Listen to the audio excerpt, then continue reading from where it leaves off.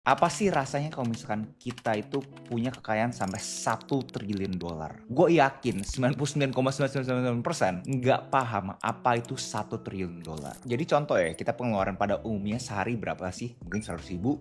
Kita beli kopi lah, beli makanan, bayar kris segala macam. Lu bayangin sekarang mendadak lu disuruh keluarin setiap hari 1 miliar, guys. Jadi ada orang yang menghabiskan 1 miliar setiap hari ya, non-stop, tanpa tidur, tanpa berhenti. Uang kekayaan 1 triliun dolar ya bakal habis setelah 40 ribu tahun. Masih belum bisa paham. Kita punya anggaran kurang lebih itu 3.800 T. Untuk bisa menghabiskan 1 triliun, itu berarti itu anggaran kita selama 4-5 tahun, guys. Masih belum dapat juga. Lu bayangin, ada manusia yang begitu lahir setiap detiknya tuh dapat $1.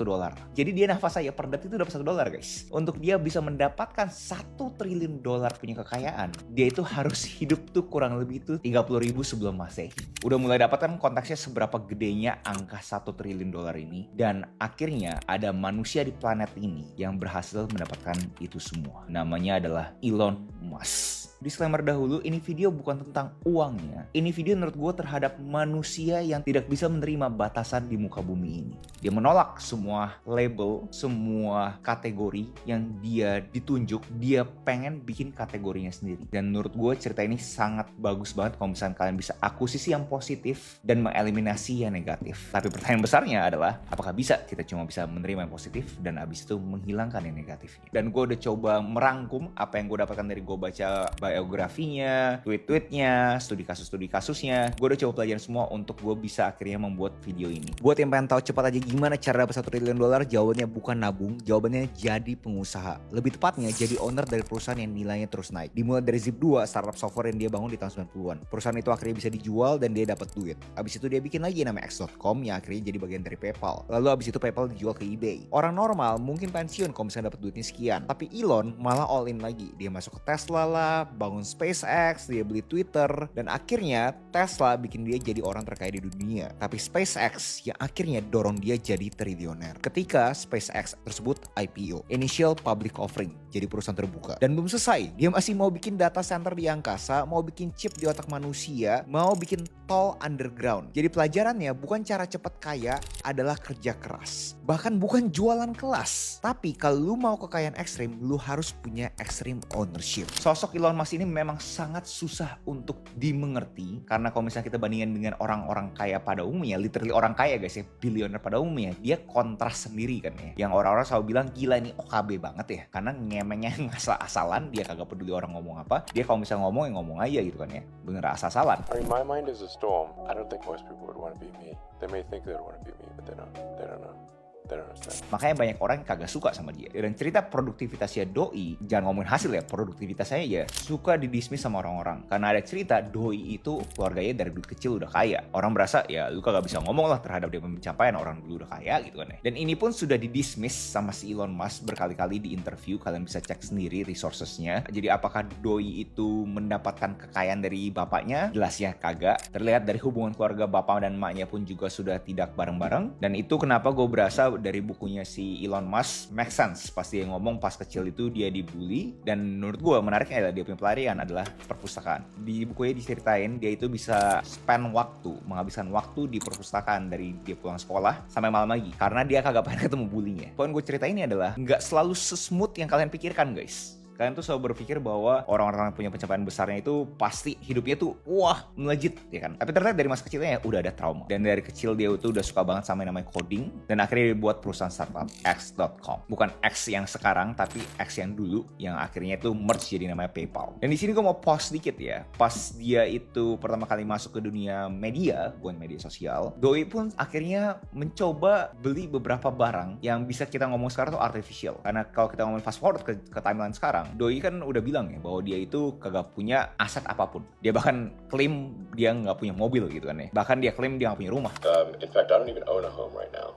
I'm literally staying at friends' places. I basically rotate through friends' spare bedrooms. Tapi pas zaman dahulu menurut gue agak unik aja. Emang pas awal-awal namanya kita pas muda kita punya pencapaian ya bingung mau duitnya dibawa kemana, ya akhirnya dibawa ke suatu bentuk yang material. Jadi menurut gue emang zaman dulu tuh pertama kali tuh dia dapat duit, dia masuk ke materi dulu. Tapi gue punya asumsi dia tahu bahwa kagak ada kepentingan dia di dunia materi ini, akhirnya dia pun juga kagak ngelanjutin perjalanan dia di dunia materialistis. Nah, begitu perusahaannya dia itu dibeli sama eBay, walaupun banyak drama yang terjadi sebelum perusahaan tersebut dibeli oleh eBay dan akhirnya pun sudah dibeli, Doi itu memang sudah terkenal relentless. Pokoknya Doi itu mau apa bener dia pengen coba eksekusi. Oleh karena itu saat dia dapat duit dari eBay, fresh money ini dia langsung distribusikan ke perusahaan-perusahaan baru lainnya. Lu bayangin guys, lu dapat fresh money ya, dimana pada umumnya pasti orang pengen coba enjoy lah ya. Enggak, ini Doi bukannya dinikmatin duitnya, tapi orang ini malah bikin perusahaan-perusahaan lainnya. Dan perusahaan-perusahaannya bisa dibilang adalah perusahaan-perusahaan yang sangat-sangat spekulatif. Kita ngomongin mobil listrik zaman dahulu yang bisa jalan sendiri. Kita ngomongin perusahaan angkasa. Lu bayangin guys, di tahun 2000-an mikirin terhadap perusahaan angkasa. Berapa banyak orang yang bisa mikir ke sana? Tapi Doi kagak peduli. Dia bener pengen distribusikan semuanya ke perusahaan yang menurut dia itu bisa membangun manusia. Bisa membuat manusia itu hidup lebih lama lagi. Dan kenapa gue ke-trigger bikin video ini ya? Karena grafis ini. Karena gue yakin mayoritas dari kalian pasti kagak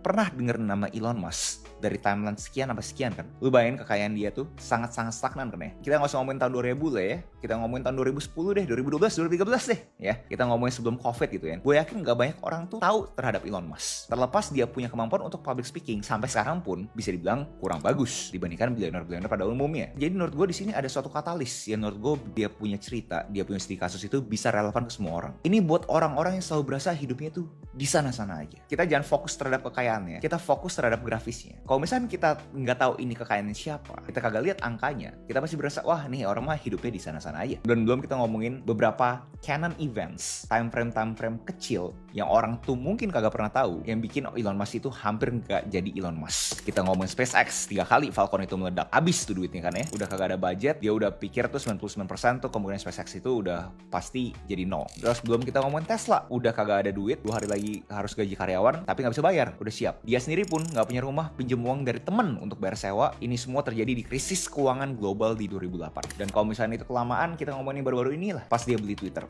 Banyak banget kan dinamika terhadap saat dia tuh beli Twitter. Sama seperti kalian yang sekarang berasa bahwa wah ya bro, hidup gue di sini-sini aja dari tahun kemarin, 2 tahun lalu, 3 tahun lalu, ya gue penghasilannya sekian-sekian aja lah. Dan sama seperti Elon Musk terhadap dia punya kekayaan ya segitu-segitu aja gitu kan ya, seperti kita bisa lihat. Tapi akan ada satu titik yang akhirnya itu bisa jadi eksponensial kan. Ya akhirnya bisa ngebuat dia itu jadi the first trillionaire dollar man in the world. Dan di sini gue yakin yang pemikirannya sangat kritis dan skeptis sudah mencoba menganalisa gimana caranya dia bisa terjadi. Terlepas dari semua skema IPO SpaceX terhadap likuiditas lah, terhadap fast track ke Nasdaq segala macam, Doi beneran akhirnya jadi triliuner. Gue ngapain fokus terhadap cara uangnya bisa menuju ke sana, gue pengen fokus gimana caranya dia tuh kerja. Dan menurut gue itu bisa lebih replicable, lebih bisa relate ke kalian semua. Menurut gue poin besar di video ini adalah lu kagak harus jadi Elon. Nggak semua orang bisa jadi Elon. Tapi menurut gue cara pendekatan dia terhadap kerja, menurut gue itu bisa kalian copy. Pertama, gue lihat orangnya ini tuh bukan cari peluang, dia itu cari yang namanya masalah.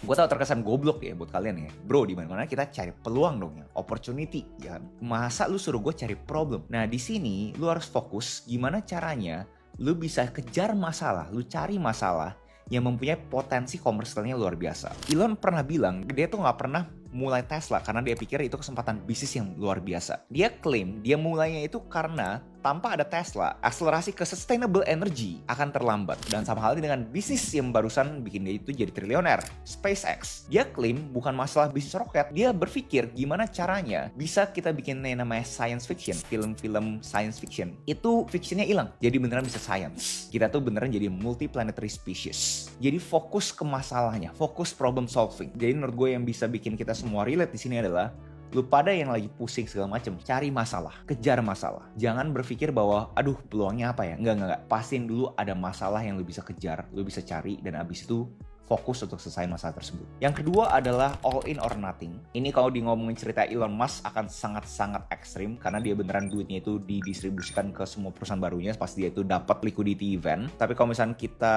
ngambil secara makro, ngambil secara prinsip, menurut gue bisa replicable. Jadi konsepnya adalah hell yeah or no. Jadi lu tuh beneran fokus gila-gilaan atau jangan. Nggak boleh di tengah-tengah. Kasusnya Elon Musk kan agak ekstrim ya. Dan itu pun bisa diatribusikan Doi itu pas kecil itu mungkin sering dibully. Jadinya umum buat dia terima suatu stres yang berlebihan, jadi risk tolerance-nya sangat tinggi. Tapi konsepnya adalah lu itu kalau pengen melakukan sesuatu all in, gila-gilaan fokus di satu tempat tersebut gitu. Bener di squeeze, bener di press semua waktunya lu. Berikutnya adalah mempunyai kemampuan untuk yang namanya self learning. Karena baik lagi mungkin dia suka baca buku, jadi dia itu mempunyai kenyamanan terhadap baca buku. Membaca buku itu dimana gua klaim itu adalah satu-satunya medium yang bikin kita itu benar-benar berpikir secara kritis. Karena kalau misalnya kita ngomongin video ini, kita ngomongin podcast, itu kan bisa kedistorsi ya sama mic-nya seberapa bagus, visualnya seberapa bagus. Tapi kalau misalnya kita ngomongin cuma buku, itu benar-benar terlihat otak kita dengan tulisan kan. Kita harus bisa menginterpretasikan penulis tersebut tuh ngomongnya seperti apa. Jadi punyalah kebiasaan baca buku. Dan saat udah punya kebiasaan baca buku, selalu pikirin first principle thinking. Dimana Elon Musk pernah ngomongin ini juga. Basically ini adalah suatu metodologi cara berpikir yang dipopulerkan oleh namanya Richard Feynman, dimana dia bilang setiap kali lu pengen ngomongin sesuatu, lu pikirin dulu fundamentalnya apa. Contoh di sini lu konsumsi informasi yang namanya itu sunk cost, biaya tenggelam di dunia ekonomi. Nah, bisa gak lu breakdownin itu ke hal-hal paling sederhana dan abis itu ngobrol ke anak umur 5? Kalau misalnya bisa, congrats, berarti lu udah melakukan namanya first principle thinking. Kenapa first principle thinking ini dibilang senjata yang sangat ampuh banget? Karena berarti lu udah ngerti fundamentalnya. Jadi begitu lu udah ada base-nya, mau ada pertanyaan apapun, as long lu ada base-nya, lu bisa kontekskan jawabannya lu dengan fundamentalnya. Jadi lu kagak bakal takut sama pertanyaan-pertanyaan yang aneh. Karena lu bayangin ya, Elon Musk kagak punya background space sama sekali. Dia punya pertanyaan simple gitu kan. Kenapa untuk ngeluncurin space ke angkasa mahal banget deh? Terkesan kayak pertanyaan goblok kan. Tapi pertanyaan-pertanyaan goblok ini yang bikin dia itu mikir secara detail. Fundamentalnya apa sih? Berapa banyak sih yang benar-benar harus kita keluarkan untuk bikin roket itu meluncur ke angkasa? Dan begitu udah dapat angkanya, dia baru bisa melakukan namanya efisiensi. Dan ini pun sama kayak di Twitter ya, dimana dia berpikir kayak sekian banyak orang di perusahaan gua sebenarnya yang benar-benar dibutuhkan berapa sih? Dan gua tahu nggak semua orang nonton ini punya bisnis, tapi menurut gua sangat relatable ke hal-hal yang kalian bisa lakukan setiap harinya. Untuk kalian melakukan suatu output, kira-kira butuh ngapain aja sih? Apakah beneran butuh A, B, C, D, F, G, H, I, J, K, L? Atau jangan-jangan cuma butuh A? Dan Elon Musk kan perusahaannya banyak yang ampun ya. Lu bayangin ada sekian banyak perusahaan, dia itu ngatur jadwalnya gimana? Jujur, ya kan, lu pasti juga ya nggak kebayang sih bro gimana caranya bisa punya banyak perusahaan dan abis itu terlihat mimpin semuanya. Di sini keterampilan yang lu harus bisa akuisisi adalah namanya context switching. Dimana lu lagi ngomongin Tesla, mendadak lu bisa ngomong SpaceX. Jadi ngomongin SpaceX, mendadak ada ngomong Neuralink. Jadi lu punya otak tuh udah biasa untuk context switching. Kebanyakan orang multitaskingnya udah suatu negatif kan. Dia kategorikan itu sesuatu yang aduh nggak bisa fokus gitu. Tapi kalau misalnya Doi beda, 5 menit bener fokus ke satu tempat, abis itu ada pertanyaan baru di tempat lain, dia fokus lagi ke tempat lainnya gitu. Jadi bener-bener mempunyai time management yang luar biasa. Dan di sini kata kuncinya time management. Untuk bisa melakukan manajemen waktu, bener-bener harus ada waktunya guys. Kebanyakan orang selalu berpikir oh ya udah waktunya entaran aja lah, lama-lamain aja gitu kan ya. Nggak bisa. Lu setiap kali lu punya to-do list, lu harus punya waktunya. Berapa lama itu harus selesai. Dan buat kalian yang berasa, aduh bro, nggak mungkin lah bro lah si Elon Musk bisa manajemen waktu sebegitu bagusnya. Buat kalian kagak tahu aja, dia klaim sampai sekarang dia itu kagak punya sekretaris. Dia adalah satu-satunya orang yang tahu apa yang harus dia kerjakan di saat itu juga. Makanya dia nggak butuh orang untuk manage waktunya. Dan kalau misalnya nggak percaya itu juga, lu coba cek deh beberapa interview terhadap orang-orang yang pernah kerja sama Elon Musk. Dimana dia ada rules, kalau misalnya lu kagak bisa kontribusi di meeting tersebut, lu boleh keluar. Menurut gua agak ekstrim ya, apalagi di budaya timur ya. Di budaya timur kan sangat menghargai etika ya. Tapi Doi simpel ya pemikirannya, kalau misalnya lu nggak bisa kontribusi di meeting tersebut, kenapa lu harus ada di meeting tersebut? Yang lain tuh juga ngelebar ke poin gua berikutnya, dimana dia berasa pakai rasional aja. Kadang-kadang tuh chain of comments itu tuh bisa di remove. Karena kalau misalkan kita harus selalu nunggu instruksi, bisa-bisa kita kelewatan momen yang penting. Doi berasa ya karena gue udah percaya sama lu emang di sini ada high performer, ya lu lakuin aja apa yang menurut lu rasional gitu. Di sini gue berasa agak unik adalah kita ngomongin Doi di dunia public speaking terkesan kurang bagus sih. Tapi gue rasa dia tuh punya suatu talenta. Dia itu bisa berinteraksi sosial dengan dia punya talent dengan bagus. Sekian banyak orang yang pernah berinteraksi sama dia. Dia jadi tahu kan mana yang bener bullshit, mana yang beneran bisa kerja gitu. Itu menurut gue juga bisa kita coba tiru tuh. Semakin banyak kita berinteraksi lewat interview lah segala macam, jangan berpikir lu tuh harus bisa memakai jargon, harus kata-katanya bagus, harus nggak enggak. Lu nggak boleh kedistorsi dengan kata-kata bagus. Lu harus tahu siapa yang bisa mengkomunikasikannya dengan efektif. Bisa ngomong bagus itu complementary. Fundamentalnya adalah itu orang tuh punya kompetensi atau kagak. Dan sama juga sekarang ke kalian gitu. Jangan-jangan kalian itu cuma bisa ngemeng doang tapi kagak punya kompetensi. Berikutnya adalah dia itu sangat pro engineer. Dia bilang tuh 90%-an waktunya dia tuh pasti lari ke produk. 10% tuh ke media, duit segala macam, 90% tuh ke produk. Karena dia berasa kalau misalnya produknya itu bener-bener tepat, itu bakal ngelakuin semuanya. Kita ngomongin marketing juga embedded ke dia punya produk. Dan itu pun terefleksikan ya ke beberapa dia punya tweet ya, dimana dia berasa bahwa sayang banget kalau misalkan banyak orang-orang pintar di dunia ini malah lari ke dunia finance. Padahal dibandingkan mereka engineer finance, engineer duit, mendingan engineer produk gitu loh. Jadi menurut gue obsesi dia terhadap produksi menurut gue luar biasa. Dan kata kuncinya adalah obsesi. Lu harus mempunyai obsesi untuk bikin produk lu tuh lebih bagus lagi. Setiap harinya, setiap menitnya, setiap detiknya. Dan berikut yang paling penting adalah mission over wealth. Terlepas dari dia punya kekayaan on paper, dia itu selalu fokus ke misi dulu. Misinya apa? Baik lagi ke big problems kan ya. Kalau misalkan lu punya misi, pastiin uang itu adalah akibatnya, bukan sebabnya. Lu fokus ke produknya, dan misi tersebut akhirnya bisa jadi sesuatu yang memberikan nilai tambah ke masyarakat, lu bakal dapat uangnya juga. Dan itu pun gue terhadap grafis yang gue share. Kemarin nonton video ini, gue yakin juga ada banyak yang bisa relate bahwa aduh hidup gue di sana-sana aja. Fokus ke misi kalian terus guys. Video ini nggak mungkin terjadi saat Elon Musk itu di 2012-2013. Video ini bisa terjadi saat misinya dia, produknya dia akhirnya bisa solve big problems. Saat dia bisa solve big problems akhirnya exponential.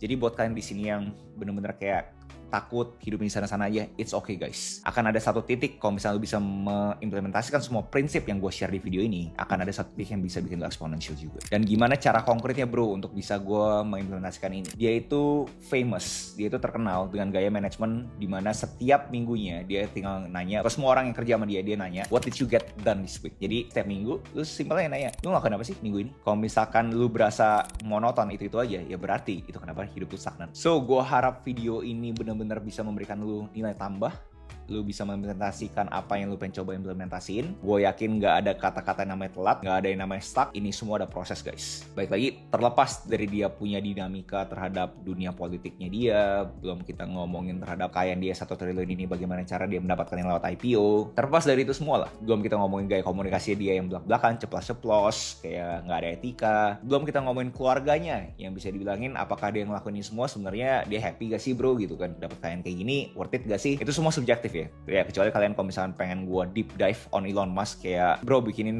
bro kayak harga yang harus dibayar untuk jadi Elon Musk segala macam, video dokumenter style gitu, kalian bisa tinggal komen aja di bawah sih. Tapi pokoknya terlepas itu semua, menurut gue kita ambil positifnya menurut gue sangat bagus untuk kita bisa coba pelajarin, dan gue harap kalian itu benar bisa mengimplementasikan ke kalian punya keseharian. So itu aja video gue hari ini. Next video saya apa menurut kalian menarik untuk gue bawakan, jangan komen aja di bawah, jangan lupa like, comment, subscribe, nyalain notifnya, share teman kalian. I'll see you next video. Salam kreatif.